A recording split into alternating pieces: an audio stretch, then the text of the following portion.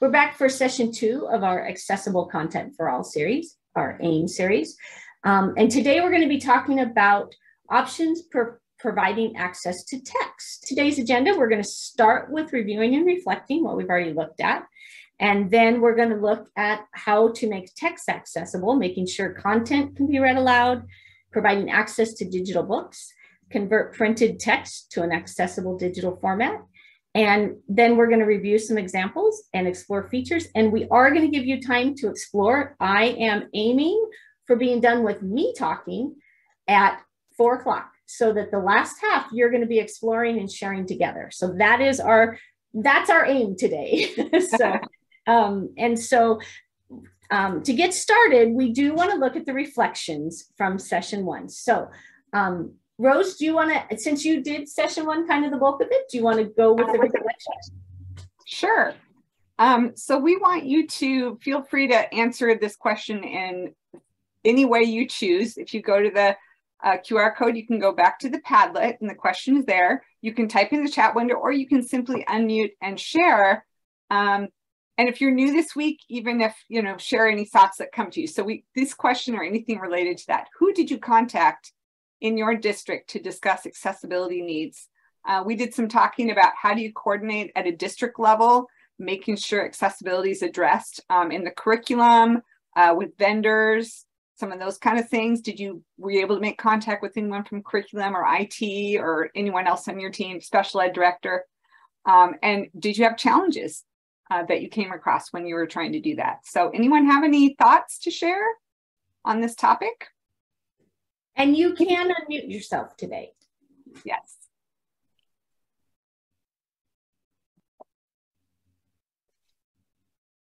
And it's okay, you don't, even if you didn't do the homework or you didn't have a chance to look, please still share if you have had any encounters on this in the past and how that went for you in your district, talking to other people about accessibility needs.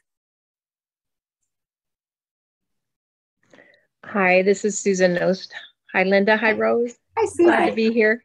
Yeah. Hey, I didn't attend last week, but just by chance, yesterday I met with my other AT partner and the technology integration specialist, and we were taking a look at our new reading curriculum adoption in our district, and I'm finding it to be really inaccessible. I'm very concerned.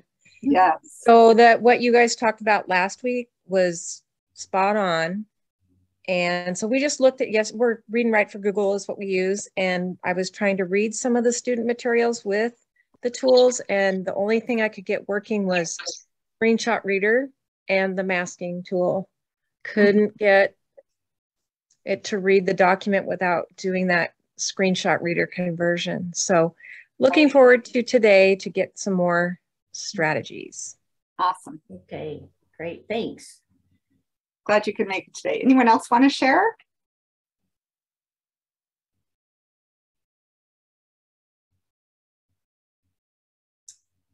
Okay, well, we'll move on. And if at any other time, if you want to share, or if something, if you even want to share about this later, feel free. So throw it in the chat too, and we'll come back and revisit that.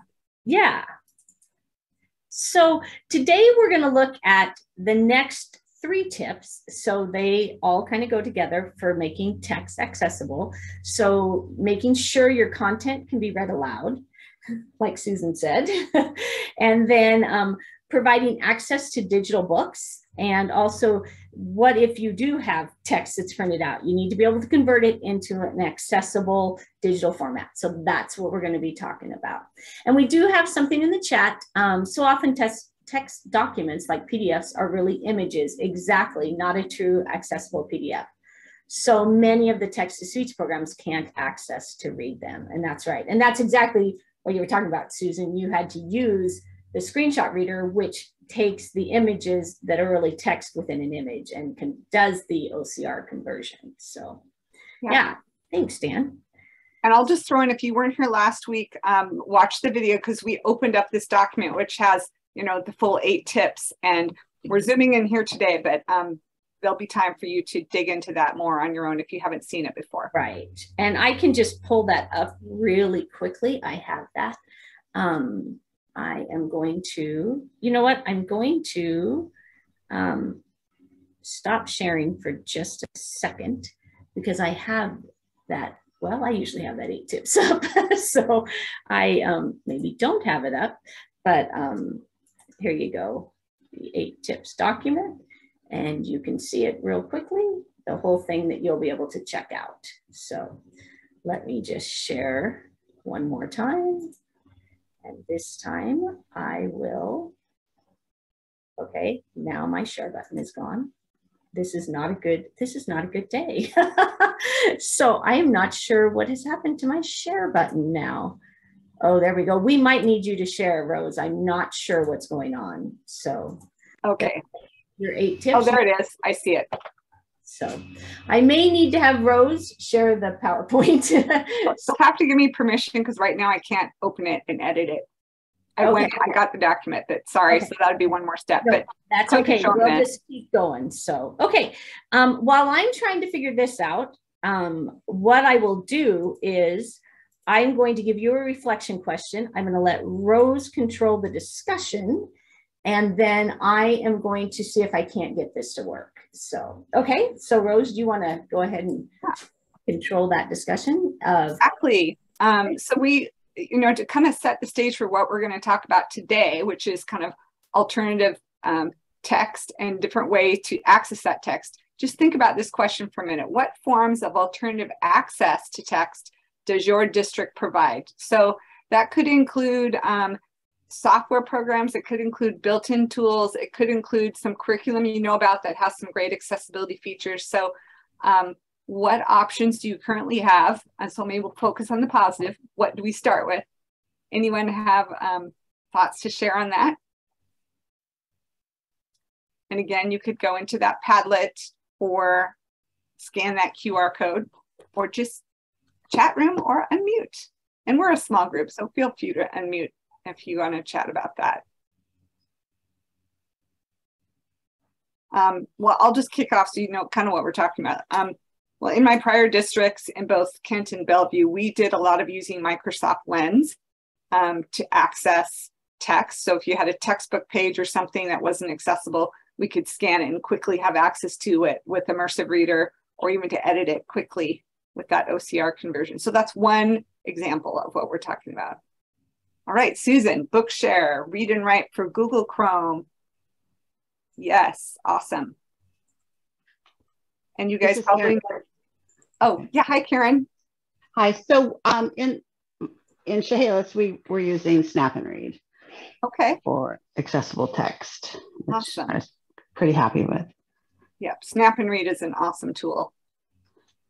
And I was just gonna say, you guys probably know that TextHelp and Don Johnston have merged.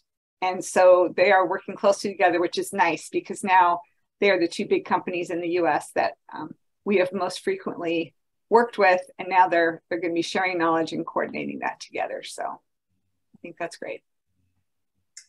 Okay.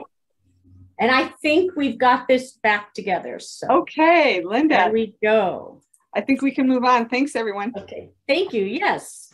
Okay, so the first thing we're going to talk about is in making sure your content can be read aloud. Just what Susan was talking about. Are your PDFs, and do you have PDFs in accessible web pages and printed worksheets that actually might pose a barrier to students' access for them? And then also your text needs to be in a digital format that can be selected and read aloud and edited with the text-to-speech tools. And that was a great introduction you talked about, Susan. One of the tools is that screenshot reader in read and write. TextHelp's PDF reader is now Orbit Note. And so I don't know if everybody realizes that they've changed that. So they've had the screenshot reader, which I don't actually have list up here. And what that is part of read and write, where you can take, you can click on the screenshot reader and you can highlight an image with text and it will read it to you. But they also have a PDF reader where you can read and write right on the PDF. So it makes it accessible for the student to be able to work right on that. And that's now called Orbit Note. And I'm not sure if everybody is aware that TextHelp's PDF Reader is now Orbit Note, but it is. So the way we're going to do today is we are going to give you lots of tools on the screen. They are on the PowerPoint, and there will be links that you can go to. We're not going to demonstrate every one of them, but we're going to demonstrate a couple. And then in the explore time, you can check out all of these that you want to check out. These are not a be all end all list, but we wanted to give you some that worked with each of the native applications like Windows and Microsoft, you know, the Edge, PDF Viewer, and Read Aloud, and what you could do with the iPad. But we're just going to show you a couple and then let you explore them as you want. So for this first one, I'm going to stop for just a second and I'm going to check with Rose, who's checking the chat. Is there anything I need to stop and address, or? Well, I just sort of responded to Susan said they're writing a pilot of Orbit Note starting October 1st. So what you say, October, cool. And hoping it's going to help them with that inaccessible text. And Dan was just bringing up again that when a page is scanned with the scanner, it's often as a JPEG instead of, for example, an accessible PDF format. And as an add-on to that, I remember getting some CDs from companies saying, well, here's the digital version of our textbook. And it was a locked PDF. You could open it, you could view it, you could not use any screen readers with it, which is useless as an accessible document. Right. So yeah, JPEGs, inaccessible PDFs, got to watch out for that. But things like, I think the Orbit Note, Snap and Read, I know does an excellent job. If you can see it on the page, it'll convert and read it. So that's where you have to probably rely on some of these higher paid tools other than Lens, which we'll talk about a little bit later. Yep. So, okay, thanks. So like I said, we're just going to show a couple different ones. And the first one we want to show you is Edge. Okay, so Microsoft Edge, the web browser, has the read aloud functionality in it. I did want to actually show it to you because over the last couple of years when they've been bringing this out, it's been found in different places. So we have a little, we have a slide on here to show you where you can find that. But I thought you might like to actually see it being used. So let me just quickly go out to where I have it. So, oh, that's the one thing I forgot to bring up was my Microsoft Edge. I try to have everything pulled up already, but I will just pull up Edge for you. There it is. And I'm going to pull it up. And then I'm just going to pull up a website that I just learned about. And I like to show you guys those when I find them. National Geographic Kids. Have you guys seen that before? So there's just a fun site for kids and for kids learning. And so we'll pull that up. And you'll notice as I pull this up that when it first comes up, there's not really a lot of text on the screen. So the little Immersive Reader reading view is not available for this page because it doesn't really have the kind of text that it reads. But once I come down here and I select an article on hurricanes, which is on everyone's mind right now. So we'll just click on that. And then it's text. And so that should come up. So then that reading view would be available. And that would be what I think a lot of us have already seen, that you can get this reading view and it has the read aloud tools. And now this is something, Rose, I just noticed this when we were preparing for this. Those tools disappear very quickly. Do you know a way to get them to stay down? Did you see how the read aloud showed up and then it went back up? And I don't know if it's by clicking this. So I was going to ask you. I'm not sure. I think maybe because you're in that reading view. Right. But it's part of the reading view that it shows. So, but what I want to show you guys is if you come over here to the three little dots and pull it down. I don't know if my picture's in your way like it is in mine. There's read aloud. So you can see the read aloud option right there. And if you close it, if you click anywhere on the page, you get read aloud. But what I also wanted you to see is I can turn off the reading view. Reading view made it nice and big and took the whole page and takes out any distracting images, which what was nice is those weren't on this, but if you take that away, you can still get, so here it is, just as the website originally was, you can still get to read aloud in the same way. So you can get to read aloud right here. Skip to content. Search. Shop. Games. Now it's reading Videos. the whole page in this. Animals. Explore more. Subscribe. Wind/the coastal city of Fajardo as Hurricane Maria approaches Puerto Rico in September 2000. And then you have your tools up here in the right where you can, go back, you can pause it and play it, and you can choose the speed and the voice. So that's right there on the page. You don't even have to go to the reading view. The reading view is nice. If there's a lot of extraneous information or ads, it will take it to what you saw where it took all that extraneous things out. What I like about the National Geographic Kids articles is they don't have any of that. So, yeah. So I just wanted to show you, because for me, that's been a little confusing until now when I was, I realized that read aloud was there, but you can do the reading view, or you can just do read aloud even without going into that reading view. So any other questions before we move past the Microsoft Edge read aloud?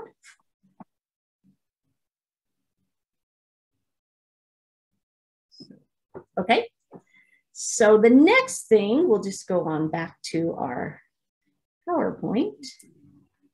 And, oh, I know, before we do that, I want to go back to this because I was going to show you two things here, but I didn't know what you guys wanted to see. I can show you a video on OrbitNote, WordQ, Cami. What is there something one of you would like to see? And these will just be a video on how they work. And so we wanted to give you guys that option because I didn't know what people would want to see. Or we can move on to the next section if you feel like you know these. This is a choose your own. It sounds like, Snap and Read and OrbitNote are two things that are being used by Karen and Susan's districts. So that's awesome. Yeah. So I could the OrbitNote one is just a very quick one that is like 2 minutes. So I can show that to you if people want to see it since it's a new one. What? Why don't we do that? I don't see anyone saying there's a preference. Okay. Okay. So let me, I just need to get to that YouTube. You know what's going to be fastest? I have it pulled up. So just one quick second. And there you go. And I believe I shared my sound. So hopefully let me know. If thumbs up if it sounds good. Yeah. Oh, look, text help is misspelled.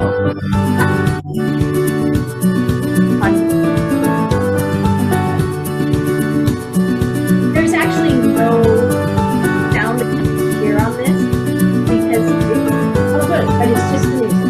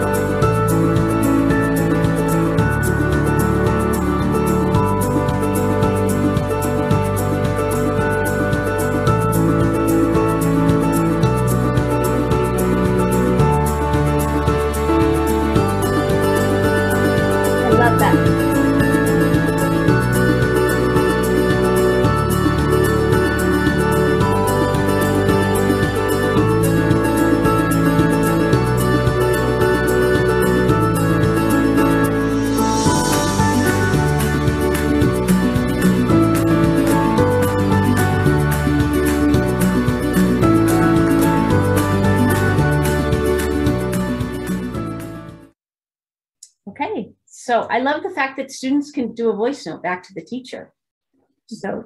So I think I just want to comment that I think opening and reading a PDF is one of the biggest barriers out there.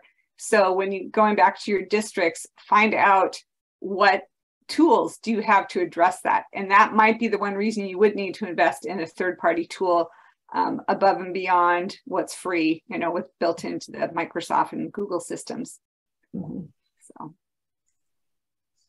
Thanks. And then you can, I have links to each one of these that you can check out in your Explore time or later. So the next thing was making sure that your text in digital form can be read with the text-to-speech tools. So we have the Immersive Reader that I showed you a piece of that when I went to that reading format. And then Chrome extension also has a read aloud. So even though Chrome doesn't have it just within itself, you can get the extension read aloud to do that.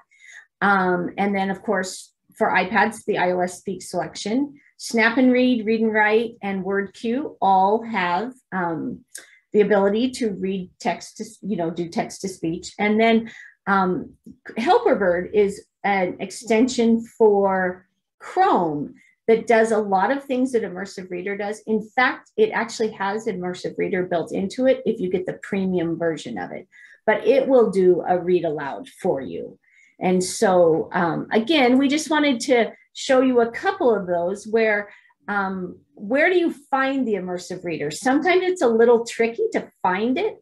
So if you want to go to your SharePoint and your OneNote, you will find Immersive Reader under View, and then the Immersive Reader will be an option.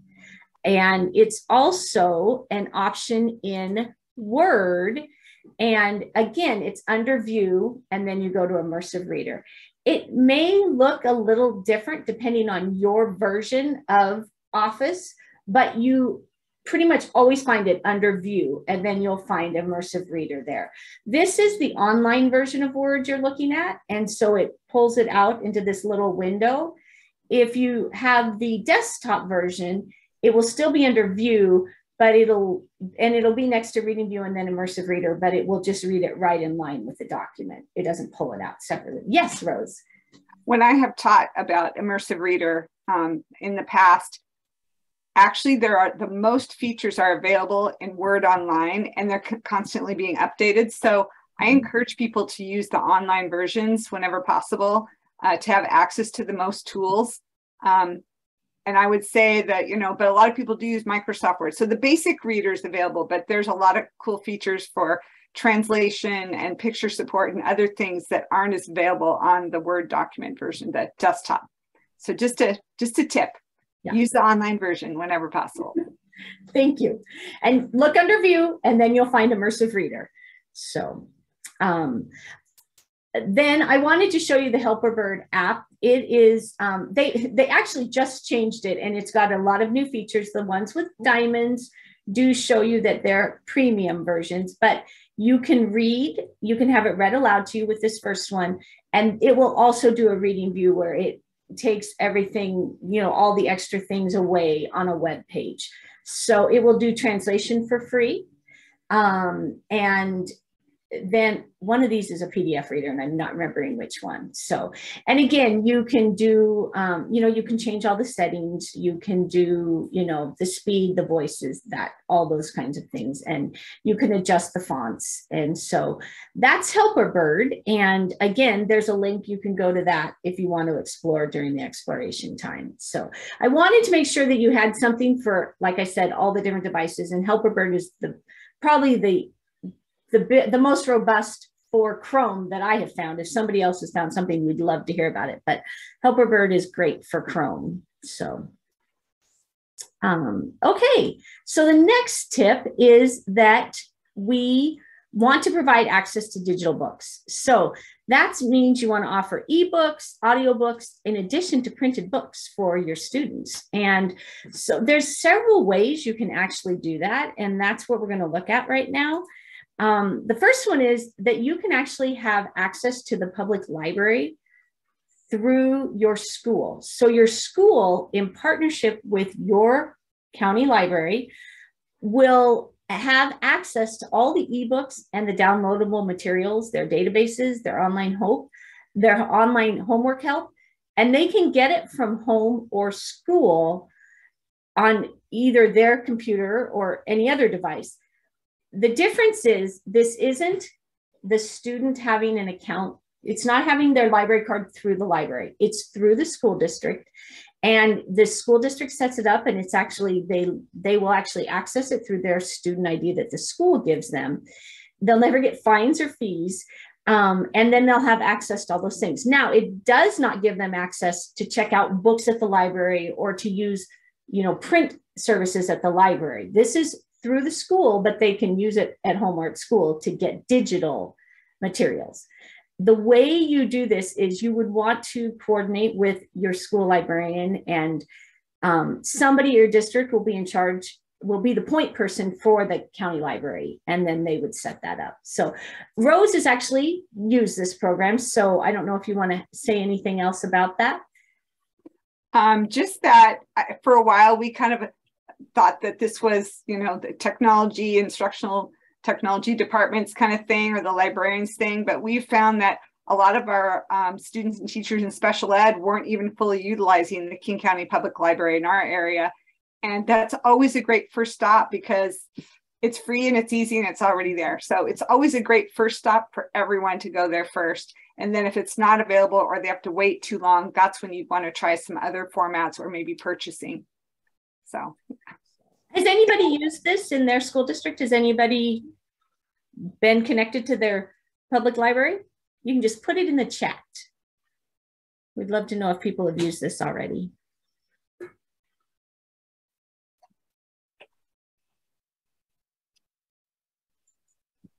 It's a quiet group today, Rose. So, okay. That's okay. So the next one I'm going to let Rose talk about, because this is, you can actually create your own school district digital library. Yeah. So when I was in Bellevue School District recently, we had a Bellevue School District digital library, and it's through this Overdrive, Sora by Overdrive, and it's kind of like an Overdrive marketplace where you can buy copies of books. So you can buy them metered. So like you can either buy, like 30 students could check this out over the course of a certain period, or you could say you own that copy for 3 years for unlimited checkouts in and out, or, there's different ways you can buy it. But it's really good for those books, like in middle school and high school, where there's a textbook, like you see Lord of the Flies up there. Maybe our special ed kids need to access that, and all they've had in the past was a print book. Well, if everyone asked for it from the library, right, they're not going to be able to get it. But if they were able to have some additional copies in our own Bellevue School District library, our students can get access. And oftentimes what happened when I collaborated with the person in charge of this is they said, well, we have this much money to use every year. So if you know books that your students need, let us know and we'll go buy digital copies of them. So, woo! So make sure you collaborate with the digital learning department or instructional technology department in your district to see if they have something like this, and they may be willing to buy you some books that can be in the queue and ready for your teachers and students to check out that need them. All right. Any questions in the chat about that? I don't see any. No. Okay. Okay, and the next one is Bookshare.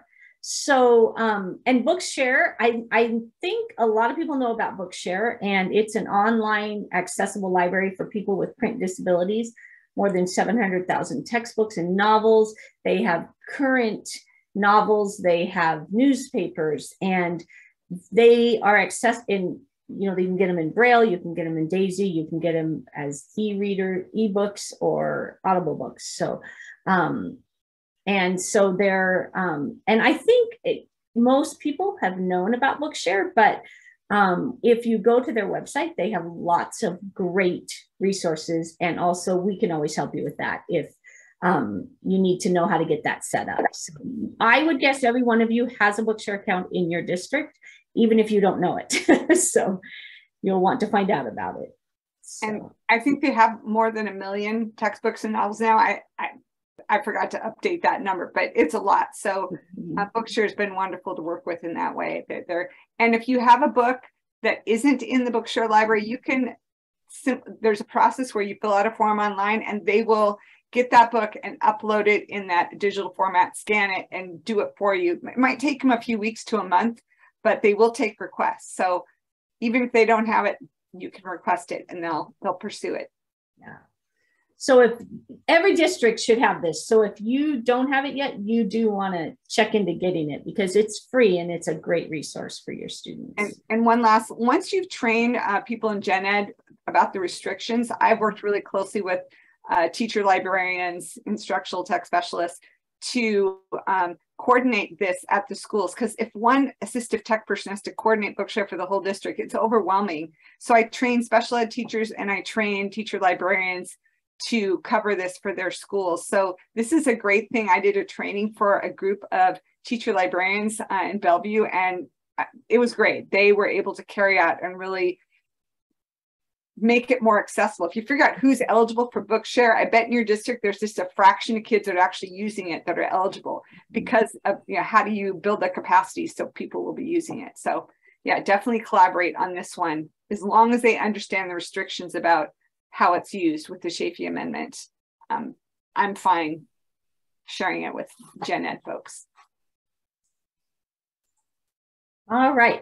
And then we just wanted to let you know there's some more free resources for storybooks and chapter books, and we'll let you explore those on your own, but we wanted you to have those. And the next tip is, okay, we need to sometimes convert that printed text to an accessible digital format. And so there's a few ways you can do that. One of the ones we want to highlight is Microsoft Lens. This used to be called Office Lens, and it's now called Microsoft Lens. And it's just a great tool. You can take a picture. It will do, you can take a picture of any text, whether it's handwritten text, a picture of text, and it will do the conversion for you. And it will pull it up. You can just send it straight to the Immersive Reader and have it read out loud. It will go into a Word document that can be edited. It can go into a Google Doc that can be edited. So it is a great, just a scanner on the go that is also does the conversion for you. And so when you pull it up and do the Immersive Reader, it will be right on the screen and it will highlight the words as it goes and read it. And it's the Immersive Reader you're used to from Microsoft. This is a totally free app and it works on every platform. I love this lesson idea that Rose had. Do you want to go ahead since it's your idea and explain it? Sure. I thought, okay, I'm going to show, here's a history book for somebody or a social studies book for some students that I was working with. And so I was showing them how to just take a picture of the page and kind of training your student how to get a good picture of it. And then once they take a picture, of course, they can immediately read it, or there's one more step for them to save it into their OneDrive as a Word document. Once they save it as a Word document, they can then access that as digital converted text that is ready to be edited. And it probably does need to be edited because, as you guys know, when you do an OCR conversion, sometimes there's errors. But the beauty of it is instant readback with Immersive Reader, and then teachers and or students can save it in a Word doc for later if they want to use that and convert it. So yeah, that's awesome. So, thanks. And then this is just the basic process of how you do it. So it's just, we just wanted to put that slide in to remind you if you wanted to go back. Then the next thing is, sometimes when you're working with worksheets, you want to do the conversion, but it really does depend on what kind of a text document you have. If you're working with text only, it's pretty easy. Word will open a PDF that's text only. Google Docs will load or open it, and they'll convert it pretty accurately. But if you want to use a worksheet with pictures and or blank lines, they're not just text, they have other things. So with that, you're going to want to use something like Cami or Orbit Note so that you can pull up the PDF, have it read, and write right on the PDF. That's what's going to keep the integrity of all of the pictures and all of, you know, like the blocks on this one you see in the middle. And then if you have a math worksheet, really Equasio is what I have found has been the easiest way to do that on math. And it will actually, you can pull up the PDF and write right on it. It will even read the math to them from that PDF. And then they can also use Equagio to write the answers and insert them onto that PDF.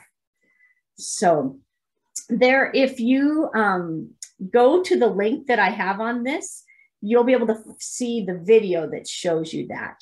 I'm noticing our time and we wanted to give you time to explore these things. So now we've got 15 minutes left. So we do want you to have some time to explore. So what do you think, Rose? Should we go ahead and break out into breakout rooms still? I'm noticing we have just 4 participants other than you and I and Yardi. So maybe we could say, if you're somebody that likes to explore on your own, you could just stay mic'd and go to the page. In fact, I flunked. I forgot to give you the link because I was so wrapped up in the presentation. But anyway, it should be in your email if you signed up for the class, the link to the PDF, if you want to explore the links. Otherwise, why don't we stay in at one group today? Because otherwise it'd be like 2 people per group, and then we could always join, of course. So I'd just like to hear from you, any of the stuff that we talked about today. Do we have questions on the next slide, the share options? We do. Yeah. So, and this is meant again on your own. If you're someone that likes to watch videos, we had a couple cool videos that you could watch on your own. A couple website links if you like to peruse websites and read up on something. Or if you want to just do some sharing in the group here, we can chat about these questions or any other questions you have about what we presented. So why don't we just say we'll do that till what, 4:25, Linda? And then sure. Then we'll come back together for kind of wrapping it up. But again, we want to acknowledge that we're all different learners. Some people need quiet processing time. So why don't we hang out here, and if somebody wants to chat about how, again, you have provided accessible text to your students. We kind of posed this earlier. Are there accessible text tools provided district-wide? And I know that Susan had talked about her district looking at Orbit Note, which is awesome. Are there any other tools maybe that you have on a limited basis or district-wide? Are you using the built-in tools with Google and Microsoft? We showed you several of those. Or if there's something you learn that you're like, oh, I'm going to go dig into that. I want to learn that one right now because that is exciting to me. So why don't we just open up the mic, and we'd love to see your faces too, if you don't mind. If you want to join the sharing part of the group, you can unmic and show us your camera. And if you're quiet, we'll know that you need some quiet processing time, which is fine too. And if you want us to show anything, we were planning to show you that math video on how Equagio would write on a math PDF worksheet. If you want us to show that, we can. Just let us know if you want us to show something. So Susan, do you have anything you want to share or questions? No, I seem to have closed the PowerPoint. So I was looking for the link to that, and I was going to all right. Well, I was going to look at some of the materials. Yes. Okay. So do you want me to put some of these links in the chat for you, and then you can look at them? Do you like let's see. Oh, I think I've already looked at the CAST.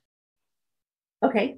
Yeah, actually, no, the Center on Inclusive Software, that one. Can I look at that one? Yeah. In fact, I'm gonna click on it and we'll go to it, and then I'll also put the link in there. So okay, great.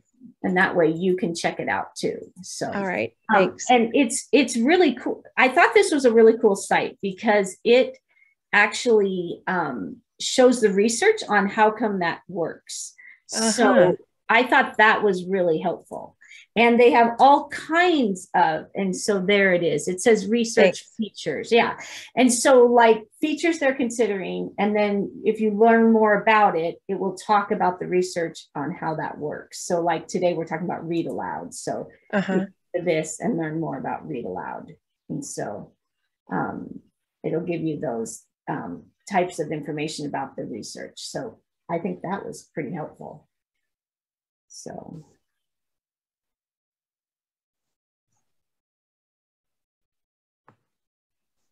is there anything else that anybody would like to look at of the links we showed? I think what I'll do here is I also had some resources here. So one of the things, while you guys are doing that, I can show you our AIM page too. And I actually have that pulled up. So I'll just go to that. And so again, just turn us down if you are working and don't want to hear us. and we'll come back together like at 4:25. But Rose, do you want to talk about this page we're building within the SETC website? Yeah, just give me 1 second. I'm just going to put in, I finally got the link. Okay, sure. PDF, so I'm about to go I'll start with it. Okay, so we're building this accessible educational materials, so AIM, website within our inclusive learning web pages or web page within that website. And, you know, here's the introduction to accessibility and what is AIM. And then we talk about the 5 different AIM formats, and you can go click on each one of these to find more information.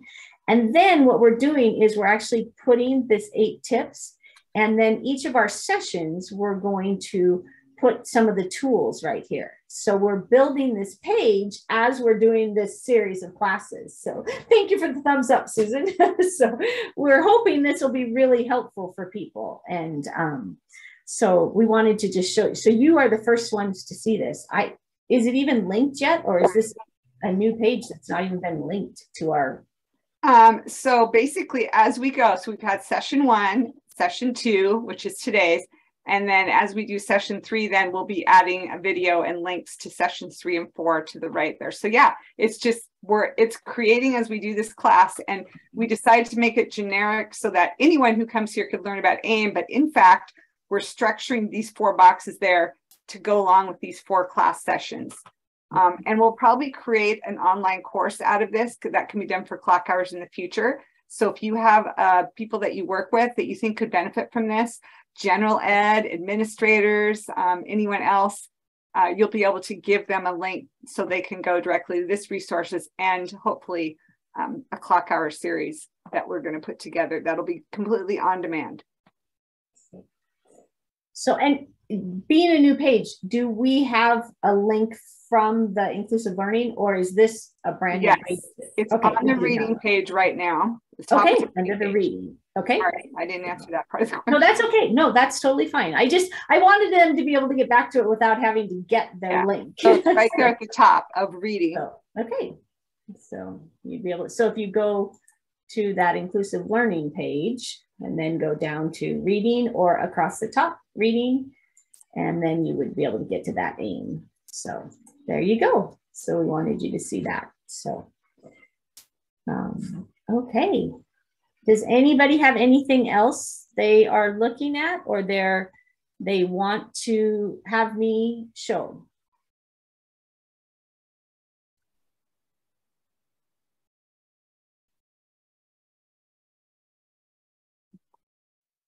Susan, what does your district use Microsoft or Google as your main platform? Probably Google, I'm guessing. Or Google, because we have one-to-one Chromebooks. Okay. Yeah. So I'm just looking at some of the select to speak tools in Chrome on the Chromebook. But I'm not on a Chromebook. I'm at home today. Yeah. So when I get in tomorrow, I'm going to try some things. I just tried to access one of the books on my iPhone using like the 2 fingers swipe down, have it read the whole screen aloud. It wouldn't even work on the materials. Oh, wow. Yeah, I'm a little worried.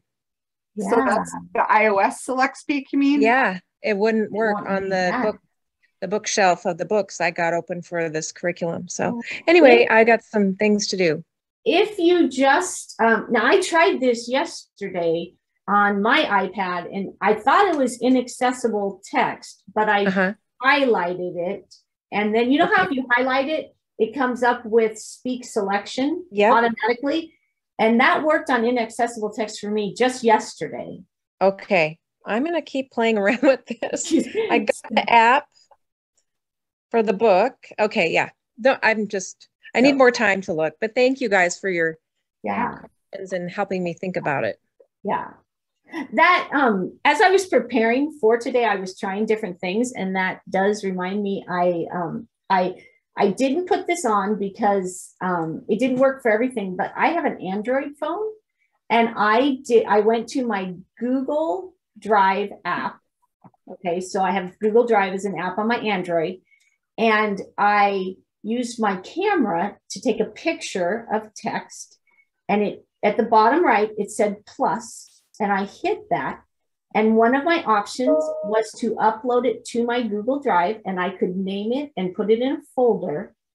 And when I did that and opened it and touched it, I had annotation tools for that PDF. But it only worked on my Android phone. It didn't work on my Google Drive app on my iPad. And it didn't work when there's a way that I feel is pretty cumbersome to do it on the Chrome web browser. But I mean, I just thought that was, if a student has a Android phone, it is a quick way to get some text that's printed into their Google Drive. So, and Office Lens will also import into Google Drive. So, and then you can use all those accessibility features. So, but that doesn't solve your problem that you have curriculum that's not accessible. I realize that. That's a workaround a little bit for some things, but obviously you want your curriculum to be accessible. So, and then Dan says on iPhone, you can use the free Seeing IA app to read aloud print material without scanning. Ooh, that's a really good idea, Dan. Mm-hmm. We should, So a place to add that resource. That's a good one. Yeah. Maybe we'll add it to a resource slide or something. Yeah, it's for Microsoft. Thank you.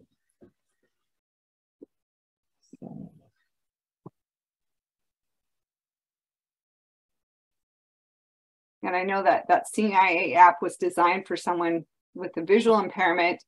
And so they have a lot of really cool things, even for like scanning barcodes for things in a store, or, you know, the environmental kind of things that they're developing more. So, yeah, but the scan part is kind of fun. I've done that live demo on just printed text, and it will read it instantly if you just hover on the text.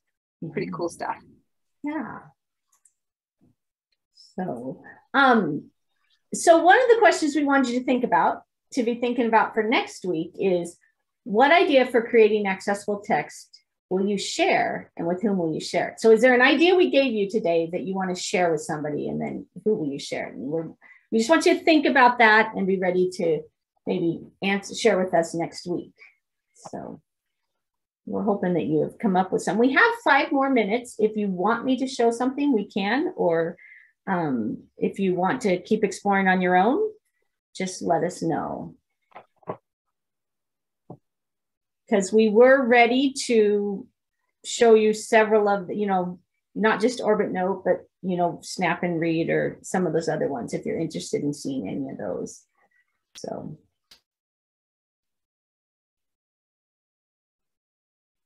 So yeah, Kaylee or Karen. Oh, go ahead, Karen. Thanks. I'm sorry. I had a question about Immersive Reader because I've never used it. So is that is that just part of Microsoft? I mean, do you just automatically have Immersive Reader, or is it like other powerful programs that you need to purchase it, or the district needs to purchase it? That is a great question. It is free and it is part of it. So I will actually just go out to Office, and I can pull up I can just pull up a Word document. And so I'm hoping you're not seeing my whole screen here as I try to find you. Not yet. We still see that. Okay, good. I'll just say to you that it helps if you just create, if you don't have an Office account through work, just creating a free Office 365 account for yourself. It's free to set up an account with, 5 megabytes of memory or whatever it is, free. And then you can fully utilize the tools like, the online Microsoft Word with all the great Immersive Reader bells and whistles in there. So, yeah. So, and as you look at it, so I'm just pulling up a document that I have that was webinar descriptions. And then when I go into view, it's right there. So, and this is the desktop version. So like Rose said, there's more features on the online version, but you see it just puts it right like this. And I think I've actually covered up my, oops, sorry, I hit the wrong thing. That's why. Okay. And so then you see you have read aloud. It'll start reading it. It will mark the syllables. It will change the text spacing. You can do a line focus with it. So you can have it do that. And you can do 3 lines. You can, do 5 lines. So there's your options. You can change your page color. And you can change your column width. You can do all those things, and then we'll also read. Fall 2020. Webinar descriptions, Linda Doehle. September 29th, Wednesday, 3:30 to 5:30. So there's how it works. So yeah, it was just part of it, part of work. Do you happen to have an online Word doc? Thank you. That's fabulous. Yeah. Isn't it? Let me. That, if you like that, I mean, online is even more awesome since we're just kind of emphasizing this free tool. So if we have an online, let me see what and I think the voice reader is even better in the online version. So as far as an online Word document, oh, well, I'm going to put you on the problem with just clicking is you don't know what you're going to show. I mean, not that anything bad, but I don't know that I have anything that, oh, right. Okay, let me look here and see if I have one handy too. Because I think it's really cool to show that. And then I know we need to wrap up, but. And I'll stop sharing so you can share, okay? Yeah, SETC classes. Okay.